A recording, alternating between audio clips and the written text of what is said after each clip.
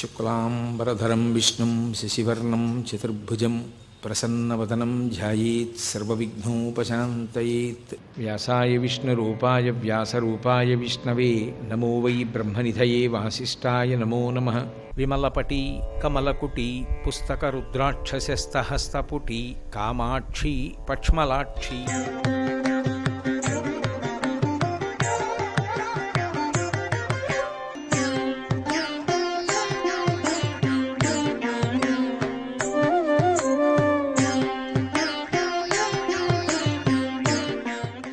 వెంకటేశ్వర స్వామి వారి ఆరాధనకున్నటువంటి ప్రత్యేకమైన ఆరాధనాక్రమం ఏది అంటే, మీరు వెంకటేశ్వర భక్తుల యొక్క చరిత్రలు చూస్తే తెలుస్తుంది.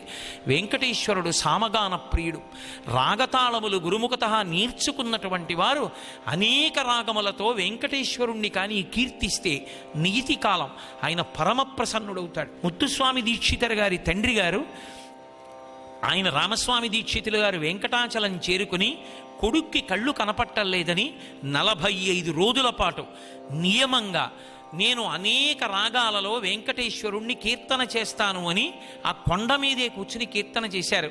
45 రోజులు పూర్తయింది, చిన్నస్వామికి కళ్ళొచ్చేసాయి. అందుకే ఇప్పటికీ వెంకటేశ్వర స్వామి వారికి జరిగేటటువంటి అర్చనలో ఆయన నామాలు వాడినప్పుడు నేత్రహీన అక్షిదాయినే నమః అని, నేత్రహీనుడైనటువంటి వాడికి అక్షిని ఇచ్చినటువంటి వాడివి, నేత్రహీనాక్షిదాయినే నమో నమః, నేత్రములు లేని వాడికి మళ్ళీ కన్నులిచ్చిన వాడా అని ఒక పేరుతో తులసి వేస్తూ ఉంటారు.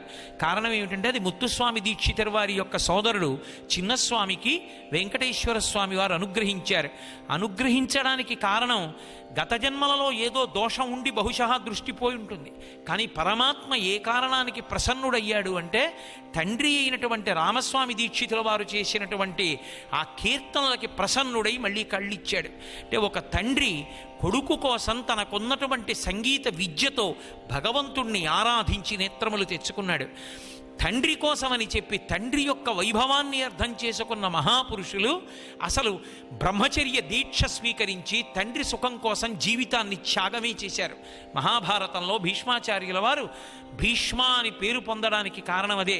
శంతన మహారాజు గారు సత్యవతీదేవిని వివాహం చేసుకుంటానని కోరుకుంటే ఆమెని తండ్రికిచ్చి వివాహం చేస్తే భీష్ముడికి కలిగినటువంటి సంతానం రేపొద్దున్న సింహాసనాన్ని ఆక్రమిస్తుందేమోనని ఆ సత్యవతీదేవి యొక్క తండ్రి దాశరాజు అనుమానపడితే, భీష్ముని ముందు సవతి బిడ్డలు నిలబడలేరని అనుమానపడితే, రాజ్యం రాదేమో సత్యవతీదేవి బిడ్డలకని అనుమానపడితే, 3 సమస్యలకి పరిష్కారంగా అసలు నేను వివాహమే చేసుకోనని భీష్ముడు ఆజన్మ బ్రహ్మచారిగా నిలబడిపోయి, తండ్రి ప్రీతి పొందడానికి నా జీవితాన్ని త్యాగం చేసి బ్రహ్మచర్యంతో ఉండిపోతే నాకు దోషం రాదు, తండ్రి ప్రీతి కొరకు ఉండిపోయాను కనుక నాకు మళ్ళీ అనేకమైనటువంటి లోకములు లభిస్తాయని నిర్ధారణ చేసి భీష్మ ప్రతిజ్ఞ చేసి బ్రహ్మచారిగా ఉండి సంతానం కూడా కలగకుండా మహానుభావుడు వెళ్ళిపోతే, ఇప్పటికీ భీష్మాష్టమికి ఒక ప్రత్యేకత ఉంది.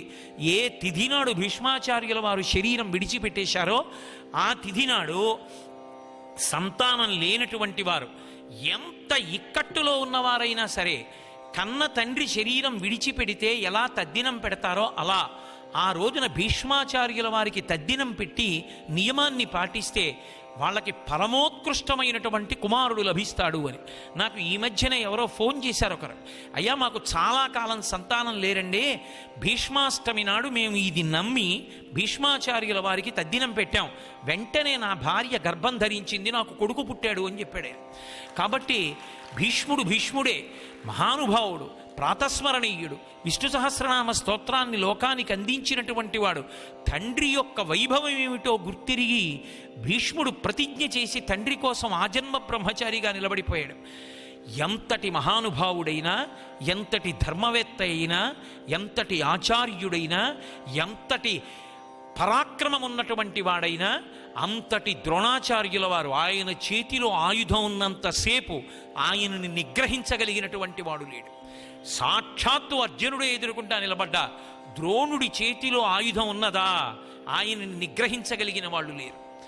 అటువంటి వాడు, అటువంటి ద్రోణాచార్యుల వారు ఏ ఒక్క మాటకి పడిపోయాడంటే ఇంత చేత్తో పట్టుకున్న వాణ్ణి చంపడానికి కారణజన్ముడై వచ్చినటువంటి దృష్టజుమ్నుడు ఎదురుగుండా ఉన్నా సరే చంపడం కుదరదు. ఆయన చేతిలో ఆయుధం ఉంది. ఆయన చేతిలో ఆయుధం ఉంటే వరపుత్రుడైన దృష్టజుమ్నుడు చంపలేడు. నిలబడవలసిందే ఏనుగు మీద. ఎప్పుడు చంపగలడు? ఆయనంతటా ఆయన చేతిలో ఉన్న ఆయుధాలు విడిచిపెడితేనే చంపగలడు. ఆయన ఆయుధం విడిచిపెట్టడం. విడిచిపెట్టకుండా యుద్ధం చేస్తాడు. ద్రోణాచార్యుల వారి యుద్ధం అంటే మాటలు కాదు, మహాభారతం చదవాలి. అబ్బో ఏమి వ్యూహరచన చేస్తాడో మహానుభావుడు. దుర్యోధనుడికి మాటే ఇచ్చాడు ధర్మజుణ్ణి పట్టిస్తానని. అటువంటి వాడు అర్జునుడికి అంత విలువిద్య నేర్పాడు. అటువంటి ద్రోణాచార్యుల వారు యుద్ధం చేస్తుంటే నిలబడలేక ఆయన ముందు ఇక సాగదని శ్రీకృష్ణ భగవానుడు ఉపదేశం చేస్తే ధర్మం నిలబడాలి కనుక భీముడి చేత అశ్వత్థామ అనబడేటటువంటి ఏనుగుని మర్దింపచేసి పడగొట్టించారు. అశ్వత్థామ హతః కుంజరః అన్నాడు. ఏనుగు చచ్చిపోయింది. ఏనుగని చెప్పకుండా అశ్వత్థామ చనిపోయాడు అన్నాడు. అశ్వత్థామ చనిపోయాడు అన్నాడంతే. అనగానే ద్రోణాచార్యుల వారు నమ్మలేదు, నిరుత్తురుడైపోయాడు. చేతిలో ఇంకా ఆయుధం ఉంది. అంత నిరుత్తురుడై నిలబడినా సరే ఆ ఆయుధం ఉన్నంతసేపు చంపలేరు. ఎదురుగుండానే ఉన్నాడు దృష్టజుమ్నుడు, అయినా చంపడం కుదరదు. ఆయన వదిలిపెట్టేయాలంటే అశ్వత్థామ చనిపోయాడన్న విషయం నిర్ధారణ కావాలి. ఎంత నమ్మకం అంటే ధర్మరాజు వంక తిరిగాడు. నిజమా అని అడిగాడు శిష్యుణ్ణి. అబ్బో ఏమి సంఘర్షణం! ఎదురుగుండా ఉన్నవాడు గురుపుత్రుడు, గురువుతో సమానం. అబద్ధం చెప్పనా? ఇక్కట్టు పడిపోయాడు కృష్ణ భగవానుడి యొక్క వ్యూహరచన. నిన్నెవరబద్ధం చెప్పమన్నారాయా? నిజమే చెప్పు. అశ్వత్థామ హతః కుంజరః. అశ్వత్థామ అన్న ఏనుగు చచ్చిపోయిందని చెప్పు. అశ్వత్థామ హతః అను, కుంజరః అను. నువ్వు కుంజరః అన్నప్పుడు వినపడకుండా భేరీలు మోగిస్తావు. అలాగేనన్నాడు. ఆ మాట కదా చెప్పమంటున్నావు? చెప్తున్నానన్నాడు. కానీ దోషం ఉంది. గురుపుత్రుడు చచ్చిపోయాడన్న భావన ఉంది అందులో. గురువు గారి మరణానికి కారణం అవుతోంది అది. ధర్మరాజు అన్నాడు అశ్వత్థామ హతః కుంజరః అన్నాడు. కుంజరః అనేటప్పటికీ భేరీలు మోగించాడు. వినపడలేదు ద్రోణాచార్యుల వారికి. అశ్వత్థామ మరణించాడన్న మాట వినపడింది అంతే. వెంటనే వదిలిపెట్టేశాడు ఆయుధం. ఎంతటి యోగమూర్తి అండి! ప్రతి వాళ్ళ పేరు ముందు ఆచార్య అని పెట్టడం ఎలా వచ్చిందో నాకు అర్థం కాదు. ఏదో ఎక్కడో పనిచేసే వాళ్ళందరి పేర్ల ముందు ఆచార్య అని పెట్టడం పరమ అసంబద్ధమైన విషయం. ధర్మానికి నిలబడిన వాళ్ళు ఆచార్యులు, అంతేగాని ప్రతి వాళ్ళు ఆచార్య ఎందుకు అవుతారు? అలా పిలవడం కూడా అన్యాయం. కాబట్టి ఆచార్య అని పెంచుకున్నాడంటే కేవలం విలువిద్య కాదు, ఆయన ధర్మం అటువంటిది, ఆయన అనుష్ఠానం అటువంటిది. వెంటనే ఆయుధాన్ని విడిచిపెట్టి ఉత్తర క్షణంలో మూలాధార చక్రం దగ్గర నుంచి యోగంతో ప్రాణవాయువుని పైకి లేపేశాడు. లేపి బ్రహ్మరంధ్రాన్ని పగలగొట్టుకుని వెళ్ళిపోయింది యోగ విద్యతో. వెళ్ళిపోయిన తర్వాత దృష్టజుమ్నుడు దూకాడు. చచ్చిన ద్రోణుణ్ణి చంపాడు. నిజానికి ఆయన పీక కోస్తే అర్జునుడు ఒప్పుకోవాలి. ఎంత పని చేశావయా, ఇది నేను చూడలేకపోయానన్నాడు. గురువు అంటే అంతటి ప్రాణం అర్జునుడికి. అంతటి మహానుభావుడు మహాభారతంలో దేనికి పడిపోయాడంటే కొడుకు పడిపోయాడన్న మాట వినలేకపోయాడు. ద్రోణుణ్ణి చంపింది నిజానికి అర్జునుడు కాదు, కొడుకు చచ్చిపోయాడన్న మాట చంపేసింది. అది నిజమా అబద్ధమా పక్కన పెట్టేయండి. ఆ వాక్యం చంపేసింది అంతే. ఇంత ద్రోణుణ్ణి అంటే ఒక కొడుకు చచ్చిపోయాడన్న మాట వినడం తండ్రికి ఎంత బాధాకరమో, ఎంతటివాడు ఎంత నైరాశ్యానికి లోనైపోతాడో, ఎంత బాధ పొందేస్తాడో దాన్ని నిరూపణం చేస్తుంది మహాభారతం. కాబట్టి కొడుకు అంటే ప్రాణం వదిలిపెట్టేస్తాడంతే తండ్రి. అందుకే సర్వకాలముల యందు కొడుకుకి రక్షణ కల్పించడం తప్ప, కొడుకు సంతోషపడాలని కోరుకోవడం తప్ప అసలు తన జీవితంలో ఇంకొక ఆలోచన లేకుండా ఉండేవాడెవరో ఆయనే తండ్రి. అందుకే ఆయనే బ్రహ్మస్వరూపం, ఆయనే విష్ణుస్వరూపం, ఆయనే శివస్వరూపం. జ్ఞానదాత మహేశ్వర. మనకి జ్ఞానమునిచ్చేటటువంటి వాడు పరమశివుడు. జ్ఞానము అన్నప్పుడు మీరు ఒక మాట అర్థం చేసుకోవలసి ఉంటుంది. అది లౌకికమైనటువంటి విషయములైనా అవ్వచ్చు, లౌకికమైనటువంటి విద్యలైనా అయి ఉండొచ్చు, లేదా లౌకికమైనటువంటి విద్యల వలన ఒక పరమసత్యాన్ని దృష్టిలోకి తెచ్చుకోగలిగినటువంటి ప్రజ్ఞైనా కావచ్చు, లేదా అసలు ఏది తెలుసుకోవాలో అది తెలుసుకొని ఇక ఆ కారణం చేత పుట్టవలసిన అవసరాన్ని పోగొట్టుకోవడమైనా కావచ్చు. ఏదైనా ఇవ్వగలిగిన వాడు పరమశివుడే. అందుకే ఆయనే నటరాజస్వామిగా ఉంటాడు. నటరాజస్వామిగా ఉండి ఢమరుకాన్ని మోగిస్తాడు. అందులోంచి 14 మాహేశ్వర సూత్రములు వచ్చాయి. ఆ శబ్దంలోంచి సమస్త వాంగ్మయం వచ్చింది. ఆయనే సమస్త కళలకు ఆధారం. అందుకే ఇప్పటికీ శ్రీశైల క్షేత్రం లోపలికి వెడుతుంటే మహానుభావుడు వీణ పట్టుకుని వాయిస్తూ కనపడతాడు. శారద ఎలా వీణ పట్టుకుంటుందో అలా దక్షిణామూర్తి కూడా వీణ పట్టుకుంటారు. ఆ వీణ పట్టుకుని వాయిస్తూ ఉంటారు. సమస్త విద్యలకు అధిదేవత ఎవరు అంటే పరమశివుడు. అందుకే శివుడు తెలుపు, శారద తెలుపు, ఇద్దరూ జ్ఞానప్రదాతలే. అటువంటి పరమశివుడు ఇంత జ్ఞానం ఇవ్వగలిగిన వాడు ఇక మళ్ళీ పుట్టవలసినటువంటి అవసరం లేని రీతిలో ఆత్మ అనుభవంలోకి వచ్చేటట్టు చెయ్యగలిగినటువంటి వాడు తండ్రి రూపంలో లోకంలో తిరుగుతూ ఉంటాడు. అందుకే తండ్రి కలిగిన పిన్నిధానమేలా అని. లోకంలో సహజంగా తనంత తాను గురువు ఎవరు అంటే తండ్రి. ఎందుచేత అంటే ఉపదేశం ఎవరు చేస్తారో అతను దీక్షా గురువు అవుతాడు. దీక్ష అన్న మాట ఉపదేశమునకు మారుపేరు. ఆ దీక్ష ఇచ్చేవాడు, ఆ ఉపదేశం చేసేవాడు తండ్రి. యజ్ఞోపవీతం ధరించేటటువంటి అధికారం ఉండేటటువంటి జన్మ పొందినటువంటి వారికి గాయత్రీ మహామంత్రాన్ని ఉపదేశం చేసి ఆ గాయత్రీ మంత్రాన్ని బాగా జపం చేసినటువంటి కారణం చేత జ్ఞానమును పొందేటట్టుగా అనుగ్రహించగలిగినటువంటి వాడు తండ్రి. అందుకే ఎవరు గాయత్రీ మంత్రం ఉపదేశం చేస్తారో ఆయన తండ్రి స్థానంలో ఉంటాడు. తండ్రి ఇద్దరు బిడ్డలకి ఏకకాలంలో ఉపనయనం చేస్తే ఇద్దరికీ ఉపదేశం చేయకూడదు. ఒకరికి పినతండ్రి చేస్తాడు, ఒకరికి తండ్రి చేస్తారు. అసలు నిజానికి గాయత్రి ఉపదేశం చేసే ముందు 1,00,000 పర్యాయముల పైచిలకు గాయత్రి జపం చేసి వచ్చి గాయత్రి ఉపదేశం చేస్తారు. తండ్రి గాయత్రి కానీ జపం చెయ్యనివాడైతే ఉపదేశం ఇంతకు ముందు తీసుకుని జపం చేసేవాళ్లే దాన్ని ఉపదేశం చేస్తారు. కాబట్టి ఏకకాలంలో ఇద్దరికి గాయత్రీ మహామంత్రం ఉపదేశం చేస్తే ఒకరి విషయంలో విశేషంగా పనిచేస్తాడు. వాడు అపారమైన జ్ఞానాన్ని పొందేస్తాడు. ఒకడు భ్రష్టుడైపోతాడు, ఒకడికి జ్ఞానప్రసరణ ఉండదు. ఇద్దరికి ఏకకాలంలో ఉపనయనం చేసి ఉపదేశం చేయకూడదు. తండ్రికి కలిగిన కుమారులైన ఇద్దరికీ ఉపనయనం చేసిన తండ్రి ఒకరికే ఉపదేశం చేసి రెండవ వాళ్ళకి పినతండ్రి కానీ పెద్దతండ్రి కానీ చెయ్యాలి. ఇద్దరికీ ఒక్కడే చేయకూడదు ఉపదేశాన్ని. లేదా వేరు సార్లు ఉపనయనం చెయ్యాలి కొడుకులకి. అంతేకాని ఇద్దరికి కలిపి ఉపనయనం చేసి ఇద్దరికి ఒకరే ఉపదేశం ఎప్పుడూ చేయకూడదు. అటువంటి గాయత్రీ మహామంత్రాన్ని ఉపదేశం చేసేటటువంటి వాడు తండ్రి. మంత్రదీక్షనిచ్చినటువంటి వాడు కనుక గురుస్థానమునందు నిలబడతాడు. కాబట్టి గురువుగా ఉపనయనం చేస్తాడు. ఉపనయనము అంటే ఉప అంటే సమీపము, నయనము అంటే చేర్చుట.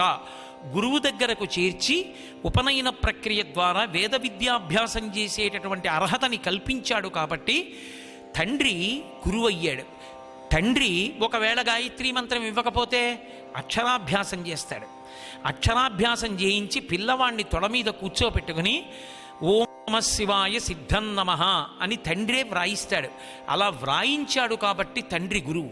తండ్రి సమర్థతతో ఎప్పుడూ ఆ సిద్ధాంతం ఉండదు.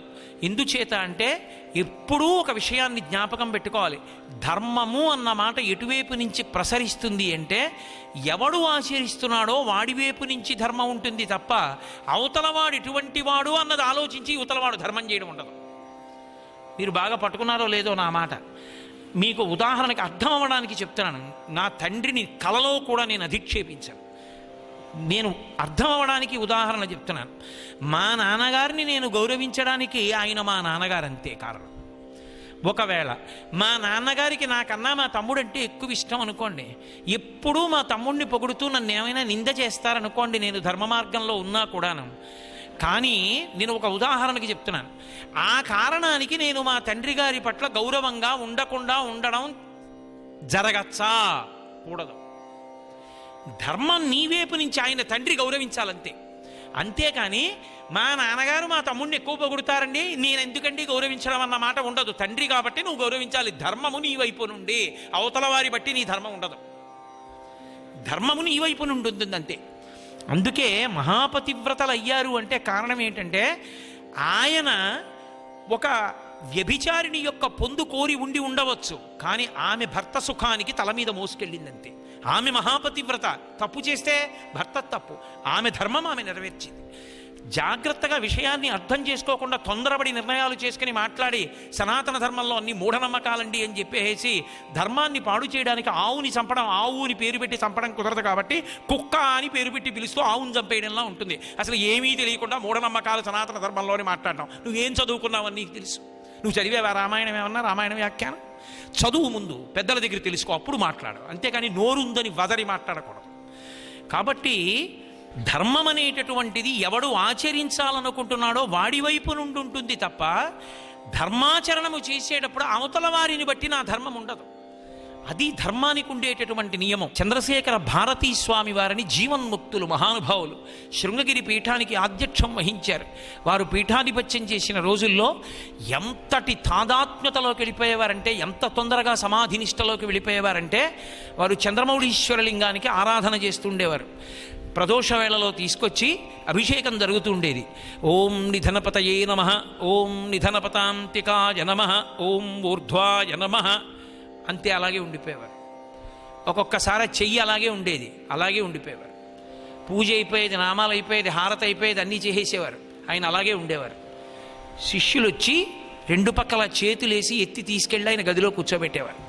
అలాగే ఆయన భావ సమాధిలో పరమశివ దర్శనం చేస్తూ కొన్ని రోజుల పాటు అలా ఉండిపోయేవారు. ఆయన యొక్క హృదయం అర్థం కాక ఆయన పిచ్చివాడన్నారు కొంతమంది. ఆయన అలాగే సమాధిలో ఉండిపోయేవారు. పీఠాధిపతి స్నానం చేయకుండా ఉండకూడదు కాబట్టి తీసుకెళ్లి కడవతో నీళ్లు పోసేసేవారు, బట్ట తీసి బట్ట కట్టేసేవారు. ఆయన అలాగే ఉండేవారు. కానీ ఆయనకి తెలియనిది ఏం లేదు. ఒకప్పుడు కర్ణాటక ప్రభుత్వం ఆయనకి పిచ్చెక్కిందని పరీక్షించడానికి వైద్యుల్ని పంపించింది.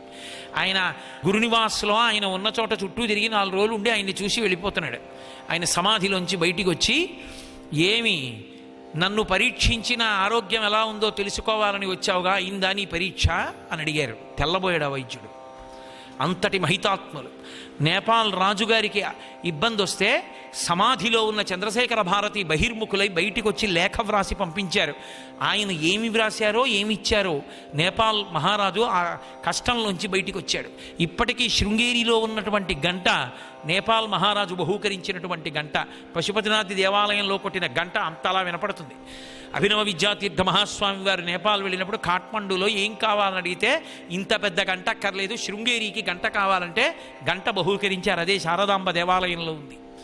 కాబట్టి మహాత్ముడు చంద్రశేఖర భారతి అంటే వేదాంగములు గోచరించే ఎంత వైరాగ్యానికి లోనైపోయారంటే ఆయన అసలు ఆయనకి శరీరంతో ఉండడం ఇష్టం లేకపోయింది. ఆయన కాలభైరవ స్వామి దేవాలయం మీరు శృంగేరి వెళ్ళిన వాళ్ళకి తెలుసు, ఎంత దూరంగా ఏకాంతంగా ఉంటుంది. రాత్రివేళ అక్కడికి వెళ్ళి ఆయన పరమ వైరాగ్యంతో బాధేసుకునేవారు శరీరాన్ని. ఈ దిక్కుమాలిన శరీరాన్ని కుక్కలు పీక్కు తింటాయి ఒకనాడని ఆయన సంస్కృతంలో శ్లోకాలు చెప్తే ఉన్మత్తులై శిష్యులు రాసేవారు. అటువంటి మహానుభావుడు కూర్చునుండగా ఒకప్పుడు ఒక వ్యక్తి వచ్చి అడిగాడు, మా నాన్నగారు నా పట్ల అభిమానం చూపించారు, అయినా నేను గౌరవించాలా అని అడిగాడు. మీ నాన్నగారు నీ పట్ల అభిమానం చూపించరన్నది నీ అపోహ అయి ఉండవచ్చు, కానీ నీ తండ్రి నిన్ను గౌరవించడన్నది సత్యమే అయినా నీ తండ్రి పట్ల గౌరవంతో నువ్వు ఉండకపోవడం అన్నది కుదరదు. ఆయన నీకు తండ్రి కాబట్టి తండ్రిని గౌరవించడం నీ ధర్మం అంతే. తండ్రి ప్రవర్తనని పరిశీలించి దాని మీద తీర్పు చెప్పే అధికారం కొడుకుగా నీకు లేదు. తండ్రి యొక్క ప్రవర్తనని ఎంచడం నీకు ధర్మం కాదు. తండ్రి ఎటువంటి వాడైనా తండ్రి పరమాత్మ, సేవించడం ఒక్కటే నీ ధర్మం. నా తండ్రి ఇటువంటి వాడు, నా తండ్రి పనికి మాలినవాడు, ఈ మాట నీ నోటి వెంట రావడానికి వీలు లేదు. ఏమో ఒక్కొక్కసారి ఈశ్వరుడు ఎందుకు అటువంటి తండ్రినిచ్చి నిన్ను బాగు చేస్తాడో నీకు తెలియదు. నీవు జన్మ సంస్కారము చేత గొప్ప తాగుబోతువు కావలసి ఉండవచ్చు. ఈశ్వరుడి అనుగ్రహం కలిగి తల్లి కడుపులో ఉండగా రామాయణం విన్న కారణం చేత తండ్రి తాగుబోతుగా ఉండడం వల్ల, తాగుబోతు తండ్రి ఉంటే కుటుంబం ఎంత క్లేశపడుతుందో తెలిసి ఎప్పుడూ నువ్వు తాగుబోతువు కాకుండా నిన్ను చేయడానికి తండ్రిని తాగుబోతుని చేశాడేమో ఈశ్వరుడు. అంటే తండ్రిని ఎత్తి చూపించడానికి మాత్రం అధికారం లేదు. తండ్రి వందనీయుడంతే. తండ్రి యొక్క గుణములను దోషములను విచారణ చేసే అధికారము కుమారునకు లేదు. తండ్రి గౌరవనీయుడు, తండ్రి వందనీయుడు. ఆ ధర్మాన్ని అతిక్రమించావో నువ్వు దోషభూయిష్టమైన జీవితం అయిపోతుంది. పరబ్రహ్మని తిరస్కరించినటువంటి వాడు అవుతాడు. కాబట్టి విష్ణువు ఎటువంటి రక్షకత్వాన్ని పొంది ఉంటారో, విష్ణువు ఏ విధంగా లోకాన్ని రక్షిస్తారో అలా రక్షిస్తాడు. శివుడు ఎలా జ్ఞానాన్ని ఇస్తాడో తండ్రి ఎలా జ్ఞానాన్ని ఇస్తాడు. అందుకే అసలు తండ్రిని మించినటువంటి గురువు లోకంలో లేడు. తండ్రి పక్కన కూర్చుని నేర్చుకున్నటువంటి శాస్త్రం ఏదుంటుందో అది అద్భుతంగా ప్రకాశిస్తుంది. అసలు విద్య విషయంలో కొరత అంటూ ఏదైనా ఉంటే తండ్రి లేకపోవడమే. మీరు చూడండి, లోకంలో చదువుకున్నవాడు కొడుకుని బాగా చదివించాలనే కోరుకుంటాడు. చదువు రానివాడు కూడా నాలా నా కొడుకు ఉండకూడదు, నా కొడుకు బాగా చదువుకోవాలని కోరుకుంటాడు. అందున ప్రత్యేకించి చదువు రాని తండ్రి తన కొడుకు బాగా చదువుకున్నవాడై గొప్ప అధికారి అయితే తనకేం అక్కర్లేదు, తనేం పొందక్కర్లేదు.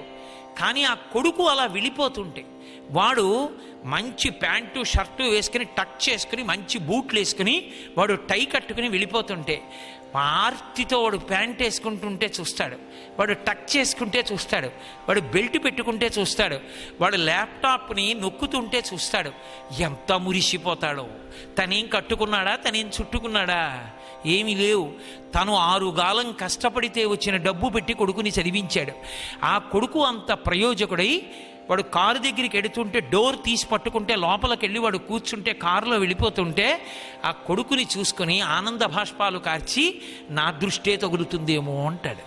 పరమేశ్వరుడికి ఎంత సహనం ఉంటుందో తండ్రికి రక్షకత్వమునందు అంత సహనం ఉంటుంది.